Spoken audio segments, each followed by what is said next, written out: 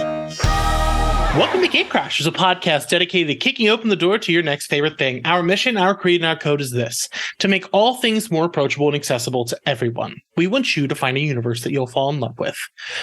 I was lucky enough recently to see a film, which is the single gayest iteration of satirical versions of DC comic characters with the People's Joker. I am joined by writer, director, editor, actor, and so much more, Vera Drew.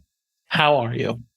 I'm great. How are you doing today? Thanks for having me. I'm so excited that you're here. As I was watching the movie, I was like, wow, this humor really lands for me. Like, why? And then I realized you edit pretty much everything that I've ever loved. And I was like, oh, that makes sense. Our humors align. Yeah, I've been very fortunate enough to I really kind of came up as comics say. I came up really working on some of the coolest alternative comedy shows of all time. Nathan For You, Eric Andre's show, Tim and Eric Bedtime Stories, directed a season of On Cinema. I was creative EP on Tim and Eric's Beef House. The movie kind of speaks the language of a lot of those things because I think I'm processing of a decade of working on that stuff. But yeah, I'm glad it landed for you. Yeah, the movie is magical. But before we get into all of that, I don't know how much you know about me as a person, but I'm a very hard-hitting journalist. Okay, so that's the sense I gotten so far. Yeah, very. that is the vibe I like to give off. That I'm like, who is that person who always whatever, some fucking reporter or something. What's your favorite sandwich? Ooh, we're talking any kind of sandwich, any kind of sandwich. Well, so and this is kind of a recent thing for me. I've really fallen back in love with bologna or bologna, I guess, in a bologna pretty visceral way. I'd say I've been eating bologna sandwiches almost every day for a year. And it was something that started almost every day, okay. But yeah, I mean, so I'd say a nice bologna sandwich between two pieces of gluten-free bread that's hopefully not super dry. Interesting. Can I ask where the bologna habits start? What did you just wake up one day and just really wanted bologna? It was my favorite lunch meat when I was a kid. And then I think in high school somebody told me it was really unhealthy. So I used to let people tell me how to be and who to be. I think returning to it is partly a reclamation of self. And, look, I love hot dogs too. I like meat that is made with, kitchen sink meat. That's my cup of tea. We're going to get along real well. Love a hot dog. It's just like a street dog. You just eat meat off the street. No biggie. Do they sell hot dogs on the street in Philly? They do. It's not as it's not like New York City, like the Big Apple, where they filmed Ghostbusters. It's it's there. And when I used to work in the city, there I'd walk past a cart every day. And sometimes I'd get them, but my coworkers would be like, "Really? Are you good? Are you going through something? You just want to eat." People project a lot onto you when you eat a hot dog. I don't get it. I'm trying to find this for you, but there is a type of bologna that I fell in love with. I can't remember if it's Vietnamese or something somewhere else. Oh, wow. It's a special type of bologna. And it fucking rules. I will find out what it's called and I will get back to you, because if you are in your bologna era, I want to help you out. No, you really I'm so glad we talked about this today because like yeah, this gives me hope because I did kind of think, you know, like I had a bologna and turkey sandwich today actually. I mixed thank you. I mixed the two lunch meats together.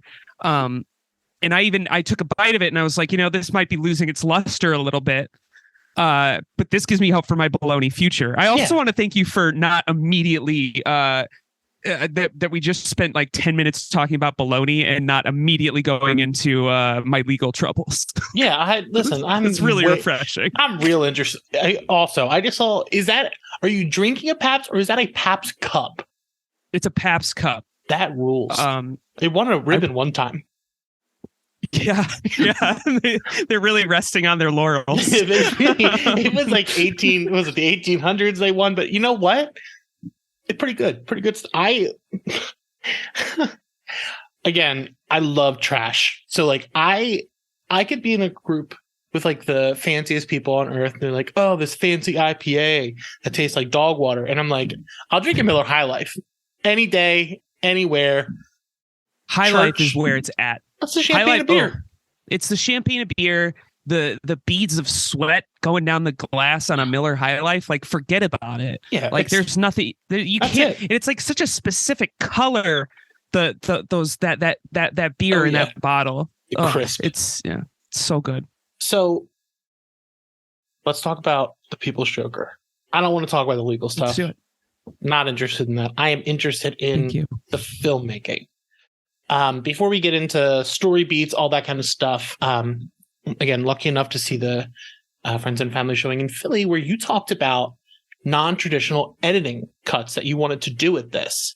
And I'm very interested to hear what types of things you tried to do because I love experimental stuff. And personally, I don't know a ton about editing. So I'm very interested like how you approach that. Yeah. So like the project really started in this very kind of DIY art for art's sake space where I was just going to be, taking footage from other movies. Like I, in addition to like coming up in the Adult Swim world and at Tim and Eric, like I used to work with Everything Is Terrible a lot. And now I'm making some stuff with a video collective called Dream Video Division, and I've always really liked like remix films and like movies that use pre-existing material to sort of tell a new story. And I wanted to originally do the craziest, most ambitious version of that. That's really what this movie started as. Like it was the backbone of it was going to use footage from Todd Phillips' Joker, and I was going to really lean into like deep fakes and face replacement and kind of like crappy compositing and I was really hoping to really make this feel like just a collage that was both about my identity and my life and my career and stuff, but also just a collage of all my favorite Batman stuff. Like I really earnestly was trying to put together like a movie that combined Todd Phillips' Joker with like Joel Schumacher's vision of Gotham and it is Schumacher's Gotham. It is so fucking cool because all I want to do is see more of that leather-clad neon city, and I got to see it again finally. I know, and that was so that revisiting that his movies specifically, really kind of it changed the project. Like kind of getting into my hands dirty and like actually working on this like remix version of it. I was like, I just want to make my own Batman movie actually now. And I want it to, feel kind of like a remix movie. Like I want it to very much feel like this like collage of all the things we know and like love about these characters. But like I was just so inspired by his filmmaking and his like just pure. He's got such a pure aesthetic in those two movies. And you know, like, I mean, they get a ton of shit, particularly in comic book spaces, but they're my favorite versions of those characters. So I think the one of the first two are not hornier. They're like sexier, like darker. I would watch Batman and Robin over 99% of anything Batman's ever been in. Mr. Freeze fucking rules. It's just like if somebody was like, hey, 60s Batman, but like now you've got leather nipples and you have a budget that you can just go fucking wild with. Rules. They built a fucking life-size dinosaur for that movie. They fabricated a life-size brontosaurus that Batman and Robin slide down because it's frozen in the Gotham City Museum. Like it's a monument of filmmaking and like, I never realized that was real. Oh like yeah, it's someone had to build that for a bit. Like that's the thing too about those sets. It's like, you know, like somebody built these giant weird sets, these giant, and like, you know, the miniature Gothams like are so beautiful in those movies. Like, I feel like so much of how, you know, because I love the Tim Burton Batmans too. Like, particularly, you know, the Batman Returns. I feel like is like probably one of the best, just like representation of Batman villains. I don't think it's like a great Batman movie, but like it's a great Batman villain movie. Yeah. But yeah, I mean, to me, it's like I've always preferred the like fun, colorful, crazy, cartoony Batman aesthetic, because to me, like the tragedy and darkness and sexiness is there in the story itself. You don't need to like oversaturate with aesthetics. Yeah. Like he literally, this entire thing is fueled by murder. So like, you gotta have some fun. And so, yeah, okay, good. Yeah, I was just gonna say, I think it's like it's kind of silly to make a dark Batman movie when Batman is like, if Batman's an adult, you know, if it's like, you know, like early days of Batman out on the streets, like his parents just died and like he's getting his revenge, but like watching like a 45-year-old man like who's a billionaire like still be upset about his parents dying. Like I know this is, I mean, I get told all the time, like I have a Twitter perspective or whatever on these characters. Like I don't think like Batman is like a fascist and we should judge him or whatever, but I'm like, just in the realism of the character, like I would want it to be absurd if a guy is walking around in tights all night beating up mentally ill people. Like it needs to be absurd. Yeah, it's gotta be. Oh god, the Twitter takes. It's the one that goes around. Oh, Batman should use his money to help people. It's just like cyclical. I just want a fucking weirdo who he literally puts on a leather bat suit every night. And I think people forget that. I think people like, oh yeah, he's like trauma. It's like, okay, everyone's got trauma. Awesome. He's a billionaire, could go to therapy, but instead, this fucking weirdo has a basement full of BDSM gear that he runs out into the city with like these wildly extravagant weapons and armor. Like, it's like, you've so committed to your bit, like at least have fun with it. Like just get a little crazy. Yeah, exactly. That's why I think the Schumacher ones, like his world works. But with that, the Schumacher movies have incredible soundtracks. Which you play upon a bit in yours.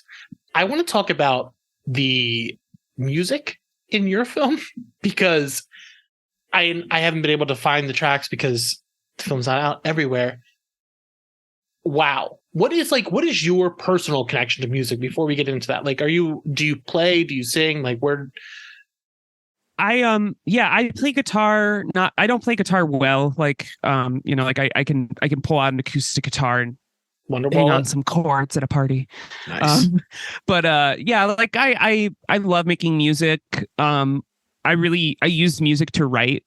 I feel like music, even maybe more so than film, kind of helps me understand my emotions. And like when I was writing this movie, with my co-writer Bree, we really like based the entire structure on this sort of like 90s Scorsese aesthetic of like, you know, like I love movies like Goodfellas and Casino, where it's like these montages of just characters like vast periods of their lives under like crazy Ronettes music, and then it'll like cut to fucking like George Harrison song because somebody just did a rail of coke, and like we really wanted that for this movie. And so when we were working on the script, that is when I started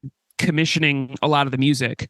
The soundtrack was built before I ever even stepped on set to film a frame of this. And that was also because, you know, like it since it started in this kind of like remix place, you know, like I had an animatic, like basically like a video storyboard of the entire movie before we ever got on set.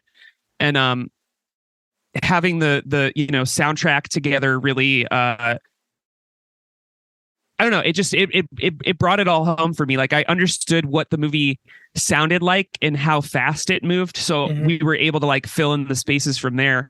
And I still can't believe how much crazy music we got. Like I when I put the call out on Twitter, because this also started as like a community project, really. Like I had a web series that I announced, on which I announced that I was making an illegal Joker movie. And I said, if anybody wanted to help me to write it, and you know, artists, musicians, actors, anybody that wanted to help make a really gay Batman movie, let's do it. And the majority of the people that responded were musicians. And you know, at that point, we kind of already knew what songs we wanted. So we had this whole like list of songs and all these talented, incredible musicians who were really eager to help. And yeah, we just kind of went from there. I cannot remember that. I think the song, maybe it's during the Jokerizing, where you have the costume. I can't remember, like, I know the lyrics of the words included "slut" a lot. Yes, yeah. What is the name of that track? So yeah, during like when the People's Joker is finally Jokerfied and begins her sort of like transformation into the Joker, we play a song called "Back of the Truck" that is by an artist named Machete. I heard the song at a rave a year prior to putting that sequence together, and I knew the moment I heard it that it needed to be in our Joker movie. Good. So that track is out there for me to listen to, though, right? That one's out there. That one's out there to listen to, and Good. yeah, I'm stoked that the movie is like a lot of people's entryway to both her music and that song, because it is just my favorite. It's my favorite tune. Can't wait to play it at the gym. Now, also, there's another musical beat in this. The first thing I came home when I came home to talk to my partner, the first thing I was telling her is that they used brick. So where the whole brick bit is so fucking funny, because like it was a big song, but it's literally about an abortion. Where did that bit come from? In a writing standpoint, like, was this you and Bree just like passing back, like, what's the worst wedding song? Like, oh my god, I'd be so like traumatized if I heard that at somebody's wedding. Yeah, I mean that came from a very true place. I dated somebody who made me a mix CD once where that was every single song on it was brick. and yeah, it was like that was like love at first sight when that happened. I don't know, you know, I think my taste has gotten a lot better. I have a higher bar now for what it takes to romance me, but that was it came from that. And just, you know, like I've talked to a lot of like other trans and queer people about this. Like Ben Folds was such a like I don't know. I can't quite put my finger on it, but he was just like such a major part, like a saving grace for me in my like high school years. And like, I think just like having like this sort of like sensitive piano man who like also like he just deeply loves women. Like all of his songs are like really like desperately romantic and like also like horny Yes. in a way that is very just yeah, like it is my as a as a trans lesbian, my experience is very similar just to a lot of the music of Ben Folds and Ben Folds 5. So I think it kind of came from both of those places.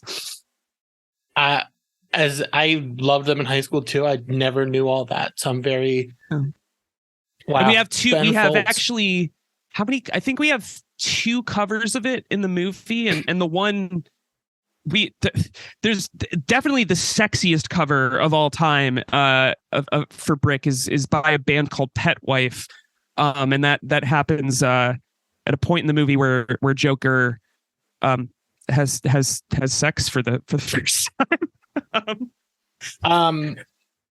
Yeah. You know what? I have done a lot of weird things in my life, but I never thought I was going to watch a sex scene to the song Brick. But yeah. Did you think that it would be a cover of Brick that also sounded like Crimson and Clover by Joan Jett and kind of like Prince? Yeah.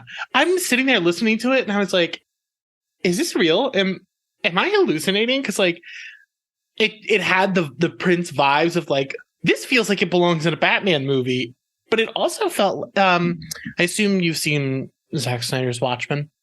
Oh yes, yeah. The sex scene to Hallelujah, and then when he fucking comes, the fire comes out.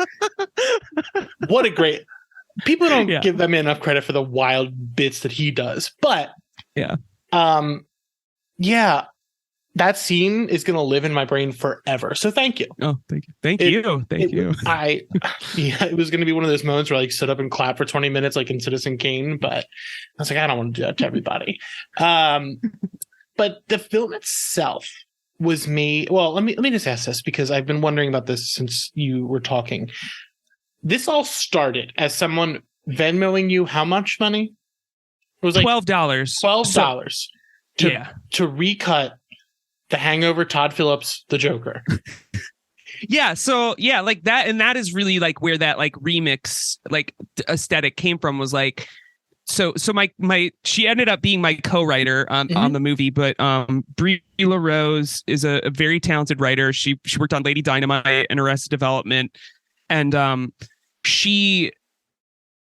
I think Todd Phillips had just said something about like how hard it was to make comedy now because of like woke culture or something, which is such a silly thing to say after your movie makes $1 billion. But anyway, Bree's response to that was that she will only watch The Joker if I do like my Tim and Eric edit of it. And this was right at the start of the pandemic. Like this was the morning everything shut down pretty much. And I just was like, sure, I'll do it. This is technically my first art commission. Yeah. And like, I did really earnestly try to do that. Like I had a really early cut of the movie that was just, fart sound effects and whooshes and zings. And, yeah, I think what we ended up with was a lot more interesting, and I'm really grateful that it did start from that place because when the time came for me to go like, okay, I actually want to make this as a movie now. Like I want to actually make a queer coming of age Batman movie. I could then go back to Brie and say like, hey, you got me into this mess. Like I need you to help me write this movie. Yeah. And I'm so glad she did because I would not have been able to like pull the script together without her. This movie really is like about just some of the most painful stuff I've ever gone through and the most beautiful stuff and whatever. But I really needed somebody with her sensibilities, somebody who's both queer and funny to really kind of turn my tragedy into a comedy. It is so wild to me that this all started as a bit and you ended up telling albeit hilarious, but very emotional. And I want to ask you about the art of it, but a very emotional, incredible film started as a Venmo like that. Yeah. I love that this was a bit like it started as a bit and it turned into really something beautiful. And I don't want to get into all the stuff around it, but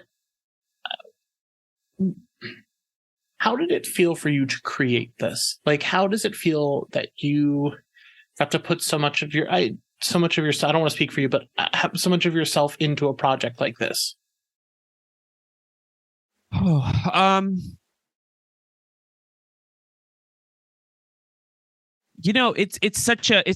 There's such a complicated answer to that because, the process of making it, I think the reason the movie did turn out way better than I could have ever imagined it turning out was because it did start as a bit, and it really did start from this place of just like two friends kind of just like making each other laugh. And then it became, like I have a lot of things that I need to unpack about myself, like both from the standpoint of gender, but also just in my understanding of making art, and overcoming, like I have a very difficult childhood. I don't talk to my family because, of coming out as trans, and, like I needed to sort of process all that stuff. So like, yeah, it started from this place of pure joy, then became this like therapeutic thing. And then, over the course of that was just this like beautiful exercise in, because I've been making television for most of my life now. And it's like I came up around some of the most talented, genius comedians and learned so much. And really tried to get my own stuff out there and find my voice as a writer and as a director and stuff. And, like everybody in Hollywood and comedy and TV, like has all these rules on like how you're supposed to make stuff. And, I wanted this movie to basically be me very consciously breaking all those rules. One of the biggest rules was, I worked on Sacha Baron Cohen's Who is America. I love Sacha. Sacha's still my hero, one of my biggest influences of all time, and I learned so much on that show. But one thing that Sacha always used to tell me in the edit bay was, you do too many jokes at once. One joke at a time. You can't do two jokes at once. It's how are people going to be able to pay attention to the jokes? And which is totally a fair point. If somebody's only supposed to watch something once, and I also do think like Zoomers have more of an attention span than millennials ever did, because they grew up in internet culture and stuff. And I do think like, no, you can stack a frame with jokes. Like I really wanted to prove that to myself. So that was really, that's why the movie is like just loaded with jokes and sight gags and references to DC canon and, queer culture and internet culture and comedy and all that stuff. It's like, I wanted every second of it to be so fucking saturated that, in order to really properly enjoy the movie, you kind of do need to see it, more than once. And I also really wanted to, I wanted to show people that like the form of that sort of like Adult Swim late night aesthetic can exist in a traditional narrative structure, because that's another thing that's, been so maddening as a creator, like pitching shows and stuff and all that, like hearing people tell me that like trans stories or stories about anarchy or like,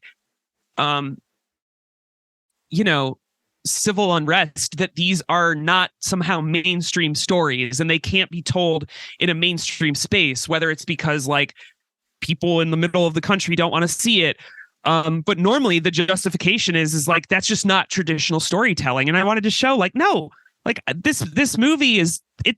The People's Joker is the weirdest, gayest fucking movie ever made, but it follows hero's journey plot beats to the T. We wrote it entirely around set pieces. Like it's a Spielberg movie. Like it's not, Yeah. So I guess that's a big long-winded answer, but yeah, I mean, like it really, it was this very, to put a button in all of that. Like, I really do think it was this, I've heard people describe the movie as angry or discontent, and I think there is some of that there, but really it's more so it's a reaffirmation for myself as an artist and for other artists who are coming up, to show that there really are no fucking rules when it comes to like understanding yourself through art. And it's at this point in the conversation that I also do want to say that the movie is protected by fair use and copyright law, and is a parody. Yeah, it's a parody. It's cheerful. Damn, I didn't take that from any of it.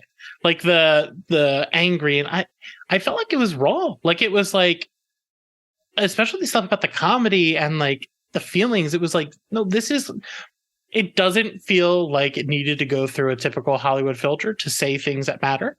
And that's why I liked it so much, because it was like, no, we joke, like it's fun and all that stuff, but like there is pain here, and like you can talk about that too, while there's like 3 different jokes going on over here. Like that's okay. Yeah. Like you can do that.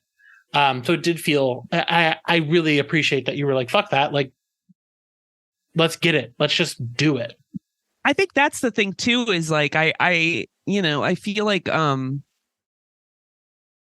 there's a lot of talk about like irony versus sincerity, and like, is something too comedy or too this or too that. And like, the movie's very silly. Like, our Batman in it has like a Snidely Whiplash mustache. His nose looks like a penis, and he's got like the biggest paunch you've ever seen. Like, he's basically a dumb cop in the movie. But like, it still is like talking about really serious stuff. And yeah, I really also wanted to like go out of my way to show that like, you can talk about transness, you can talk about trauma, you can talk about like systemic abuse, like, and be funny, and you can be funny and subversive and rude. Like, this movie's so rude. Like, you can be rude without like hurting people, and like othering people. Yeah, and it doesn't punch down ever, and that's like it's like you said, you can do comedy, you can do this stuff. Just don't be a fucking asshole. Like, it's so easy. I do have to ask you, what is your cat's name? Because every time you move your head, that I get a full 2 eyes staring back at me. Her name is Harley. Good. My cats based are off of my love of motorcycles. I've got Corey, Mira, and Dinah, all DC. Oh. Yeah, clearly mine is not legal either. Okay, so you said it started like this started as soon as COVID started.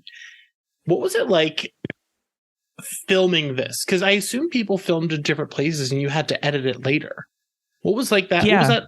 What was it like for you to have to kind of control these moving parts? Oh, that was the biggest like hurdle of the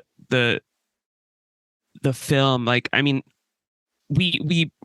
I was managing a team of like 200 plus people at various points. Like, because again, like when I opened up the creative process to like any fans or people in my community that like wanted to help us make this, like the response was insane. Like I got so many people that wanted to help us make this, so many animators, so many artists, so many actors.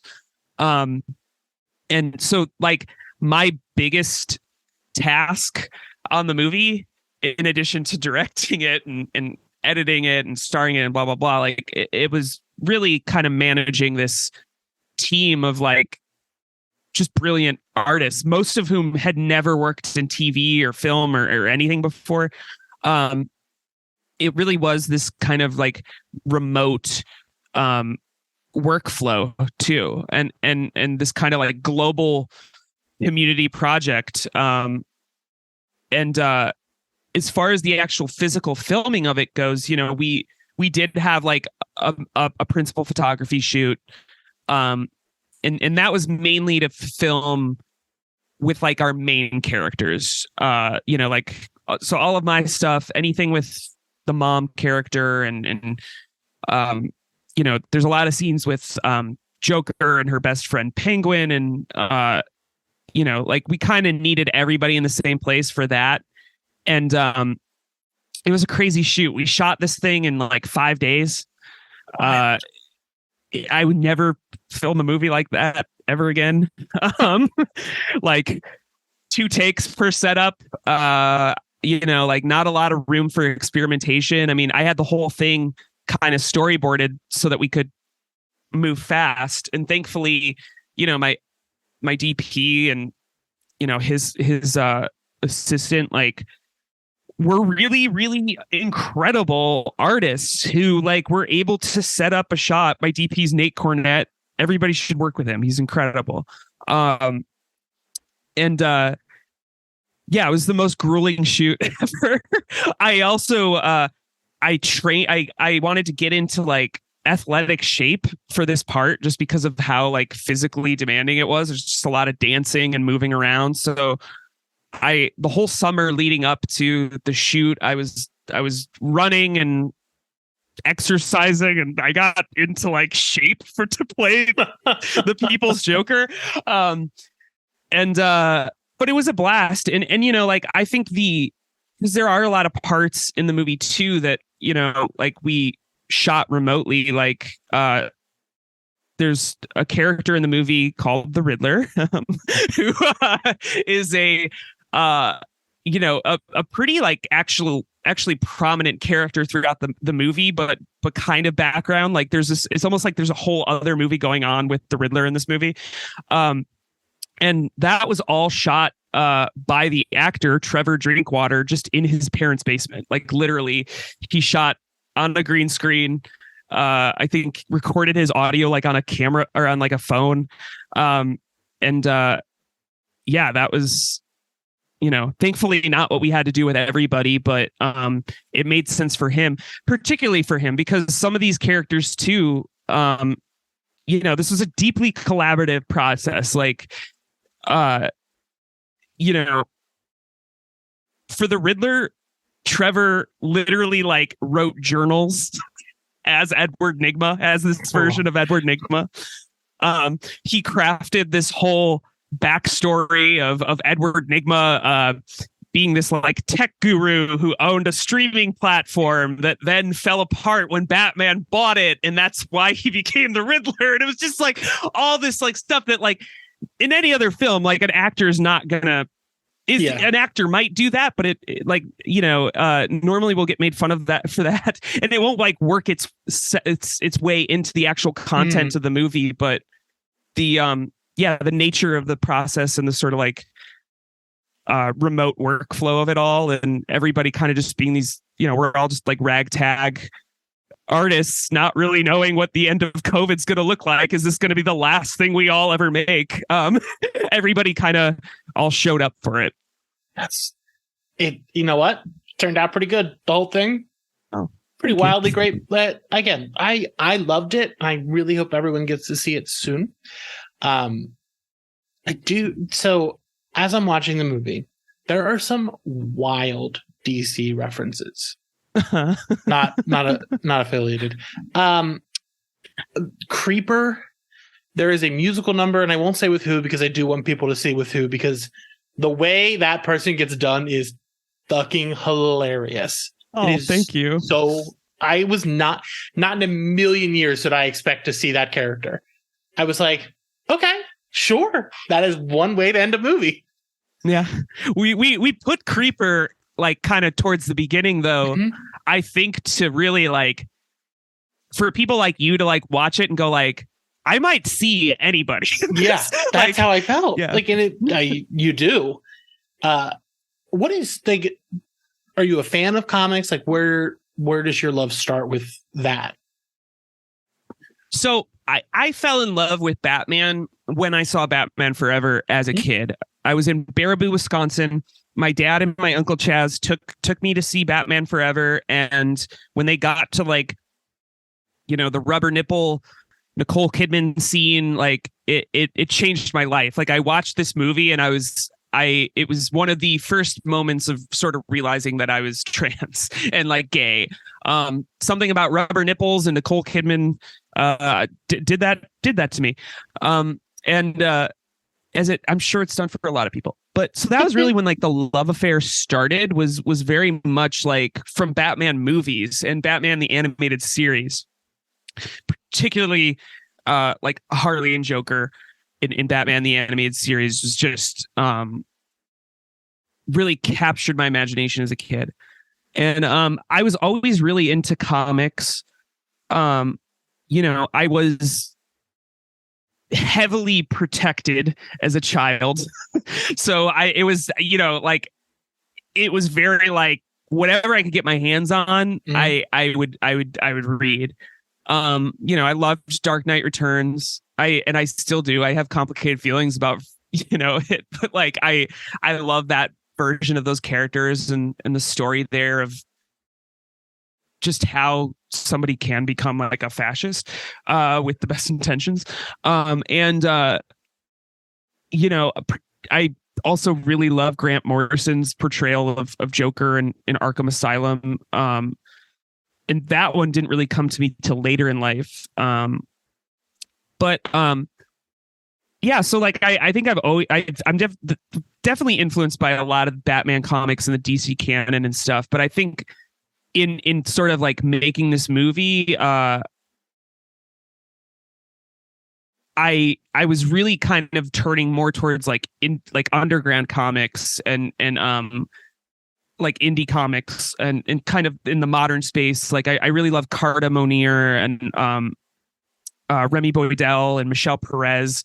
I really feel like this movie wouldn't exist without Carta's very personal comics. Like she was one of the first like trans creators that I ever saw just talk about her experience in a way that was like shocking but like entertaining and like vulnerable but not saccharine. And I don't know, it was like reading her stuff was like seeing color for the first time or something. And then Remy and Michelle's book, The Pervert, was a similar thing where it was just like, I can't believe people can talk about this stuff. Like, I can't believe you can talk about this stuff in a comic. But they also had this like sort of just like cinematic universe feel to it that felt very like what I love about the DC canon and stuff. So I think it's kind of like a marrying of all those things. It's really like coming from a place of, and you know, like I love Betty Boop. You know, Betty Boop's in the movie, and Mr. God. Boop is too. You know, like I really love cartoons and comics, and this is just really like a big merging of all of that. Yeah. It's like clear of the things you love in the film, and oh god, I completely forgot about Betty Boop until you just said it, and what a scene! I love the. It's hard to talk about because like I want people to see it, and I don't want to get too deep into it. So are there other projects people should be picking up from you soon, other than like trying to see this? I don't know. I don't really know what's next. I mean, I'm trying to make a trans body horror movie right now. That I'm pretty excited about, and I mean, I'm gonna make this movie proved to me that like I can make a movie. I'm gonna make it no matter what. So that'll probably be next, but I think that's a while down the road. I'm also kind of like looking for stuff to do. Like I'm sort of trying to figure out what my next project is. Really, like the biggest thing right now is this movie, and you know, I guess how people can sort of like help is follow me on Twitter and Instagram, Vera Drew 22, and for updates, and keep telling people about the movie if you've seen it. Keep bothering James Gunn and telling him not to sue me. And yeah, like I also do just want to say, like, if anybody's listening to this, and because there's a lot of people, I mean, this movie's been like, I announced that I was doing it 2 years ago, over 2 years ago at this point. There's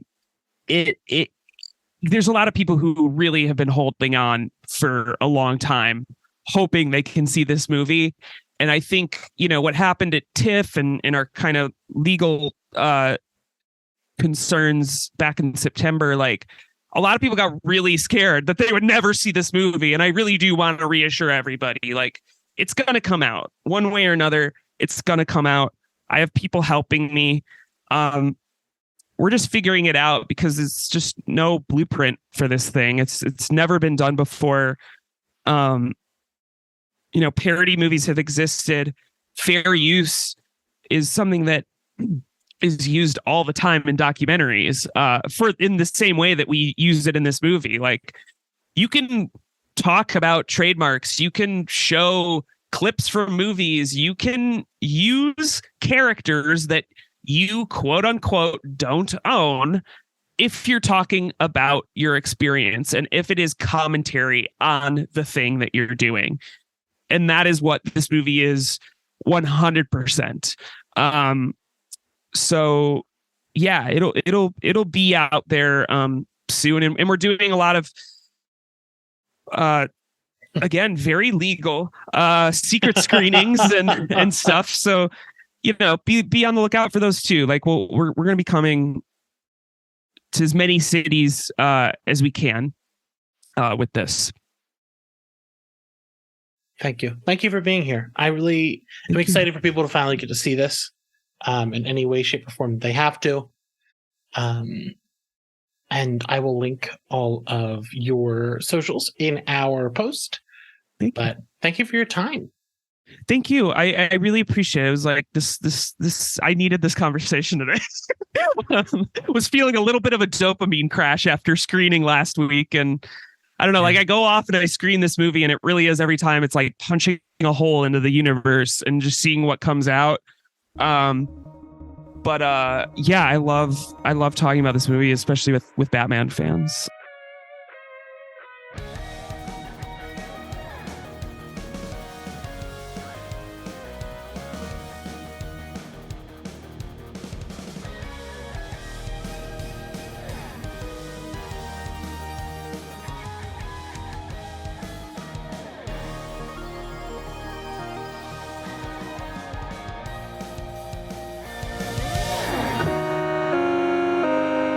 The big, big questions.